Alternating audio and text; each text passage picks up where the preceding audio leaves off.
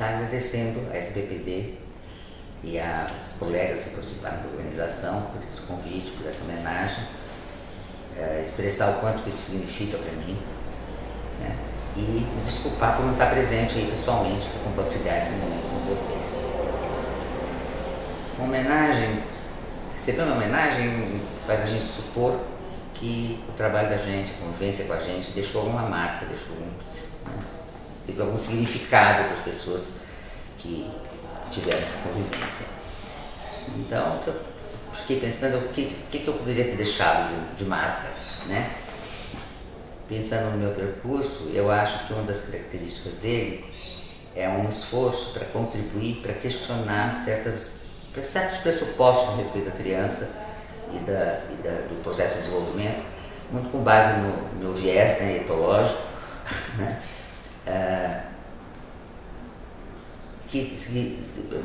Concepções que eu acho que até hoje subjazem ao processo, aos estudos de desenvolvimento, talvez menos do que em 1979, quando a Thoma escreveu sobre isso, né? Em 2007 eu fiz uma palestra lá em Ribeirão, baseada no trabalho da Thoma, em que ela critica o que ela chama de mitos a respeito da infância. Ela comenta o mito do bebê deficiente, aquele que não sabe fazer nada sozinho, então deficiente, o bebê que não tem, que é neutro emocionalmente, não tem emoções, só tem estados de conforto, desconforto, né? O que ela chama de mito de competências aditivas, que é a suposição de que um ser competente é aquele que tem um somatório de competências que se desenvolvem independentemente umas das outras, né? E o mito do futurismo, que é o mais remitente, que pragueja até hoje a nossa educação, né? Que é a ideia de que a infância é só uma preparação para a vida adulta, não tem valor adaptativo em si mesmo, né? O bebê não é adaptado, ele é um ser incompleto que vai ser completado para se tornar um adulto. Já existe uma literatura muito vasta, né? Vasta aqui no departamento mesmo, em outros lugares, que questiona essas questões, principalmente essa visão do bebê deficiente, né? E da neutralidade emocional, né? Das competências adjetivas também, porque as competências se entrelaçam, se desenvolvem juntas, né? Mas eu acho que ainda existem alguns vestígios, alguns resquícios desses mitos, vamos dizer assim, que orientam os trabalhos de desenvolvimento. E o mais evidente é o futurismo, quer dizer, essa ideia de que a criança não é bem gente ainda, né? Ela precisa se tornar alguma coisa, que o papel do desenvolvimento é levá-la até um certo ponto de caminho, que seria a plenitude adulta, né?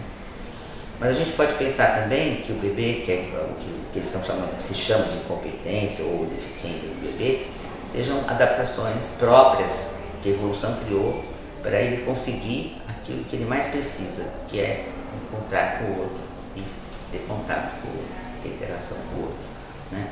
O bebê é um ser social desde o útero, ele já escuta os ruídos de fora, né? Os barulhos de fora.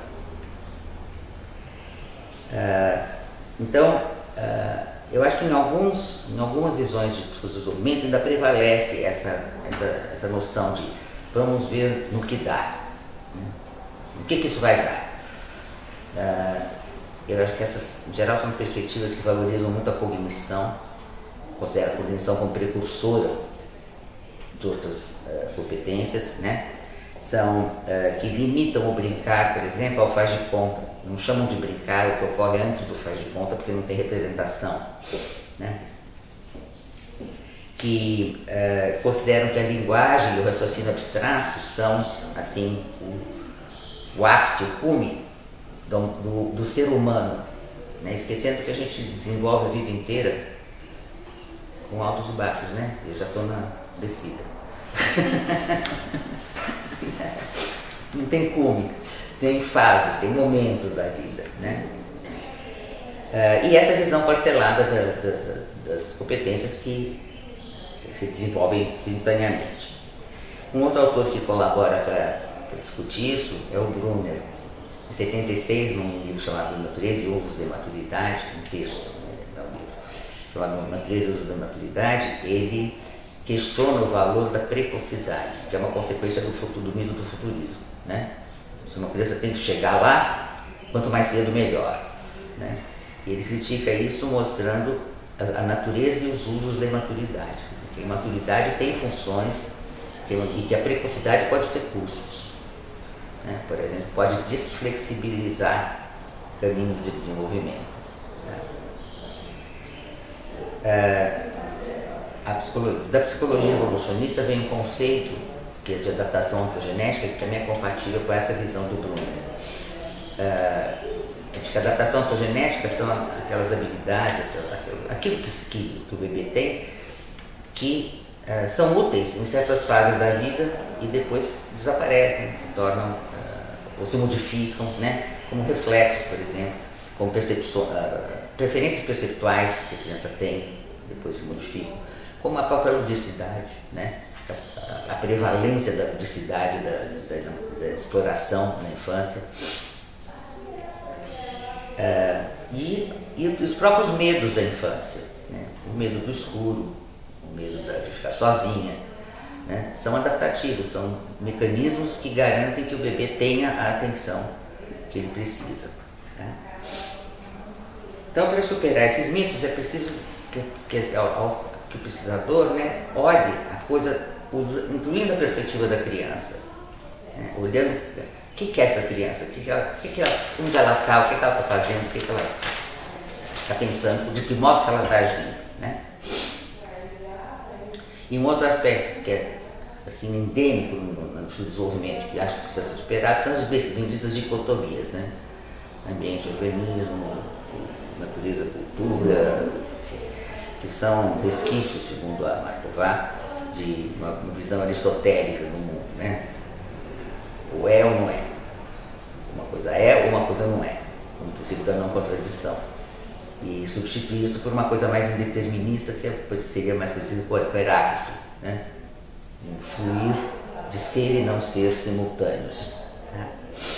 Bom, interacionismo, nesse sentido, é a ideia de que você não tem, que os termos em interação não podem ser reduzidos a relações de causa e efeito, porque eles interagem entre si, têm efeitos recíprocos, né? E têm desenlaces muitas vezes imprevisíveis, né? nesse processo de interação, né? Desenlaces com graus variáveis de liberdade, vamos dizer assim, né?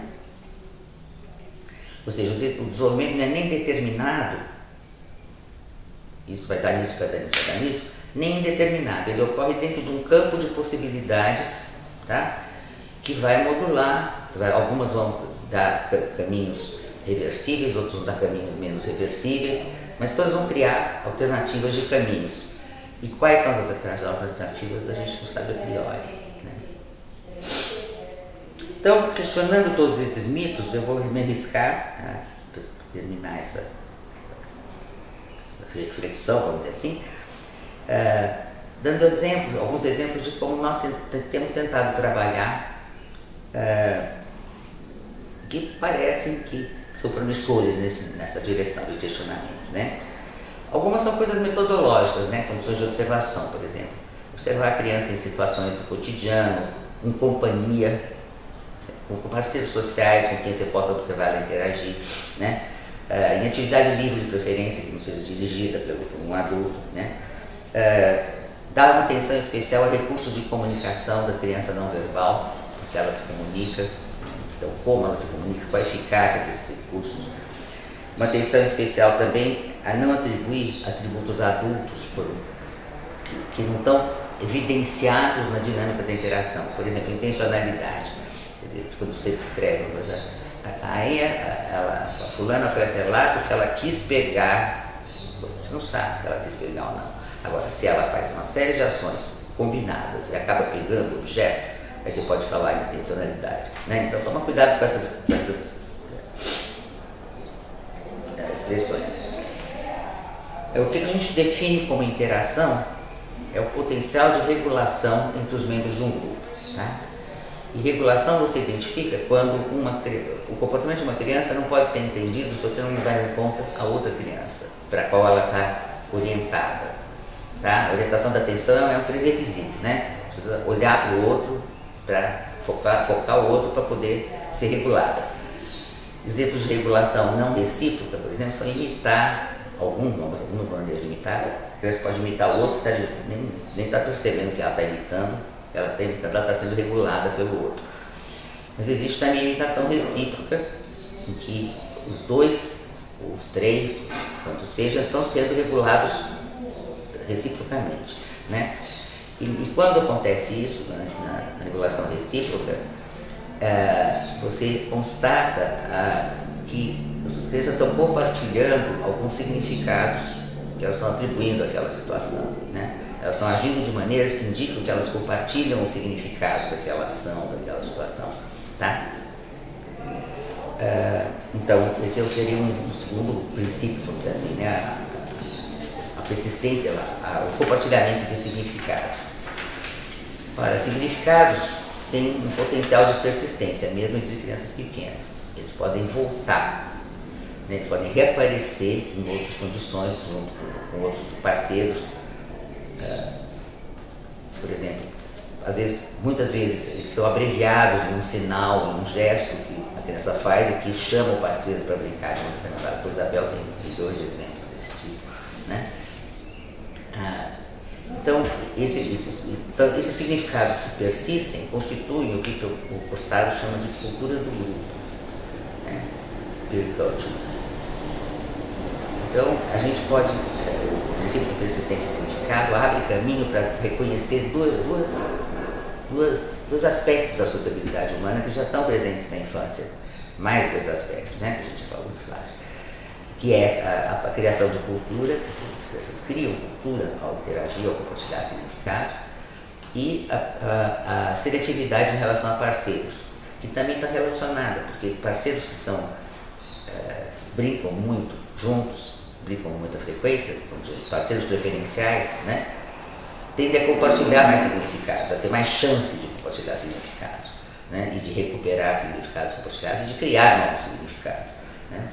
Isso acontece em crianças pequenininhas. Você observa crianças que estão numa creche, por exemplo, você primeiro avalia quem é que brinca mais junto, quem brinca menos junto e tal, depois compara essas dietas. Quando estão com parceiro preferencial, quando estão com parceiro não preferencial, é completamente diferente. O parceiro não preferencial, a brincadeira não enrola num instante, né? Não precisa dizer, vamos brincar disso?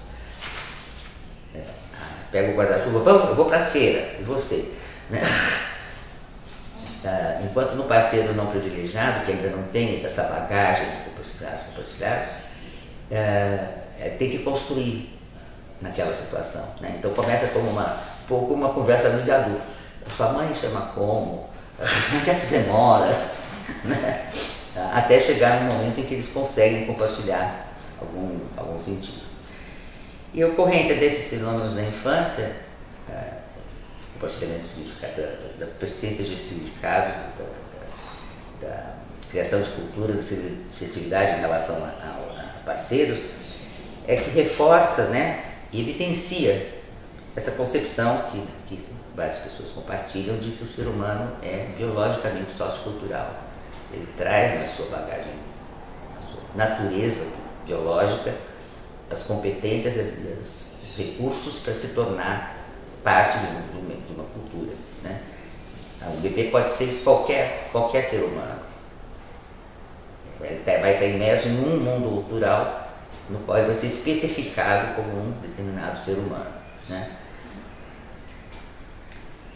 E eu acho que é interessante também lembrar, terminando para a psicologia de desenvolvimento, que a psicologia de desenvolvimento tem muito foco em indivíduo, né, em processos do indivíduo.